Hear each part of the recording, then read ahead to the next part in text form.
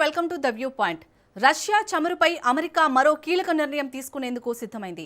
పశ్చిమాసియాలో ఉద్రిక్తతల నేపథ్యంలో రష్యా చమురు కొనుగోలు చేసేందుకు ఇచ్చిన మినహాయింపులు ఎత్తివేయాలని భావిస్తోంది. ఈ క్రమంలోనే దానిపై మళ్లీ ఆంక్షలు విధించాలని యోచిస్తోంది.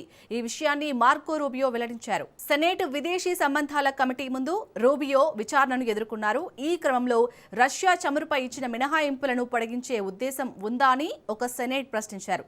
దీనికి రూబియో బదులిస్తూ చమురుపై ఇచ్చిన మినహాయింపులను వీలైనంత త్వరగా తొలగించాలని భావిస్తున్నట్లు తెలిపారు. త్వరగా దీనిని ముగించాలనుకుంటున్నాం. ఆ దేశ చమురుపై ఆంక్షలు విధించడమే అమెరికా ప్రధాన లక్ష్యం.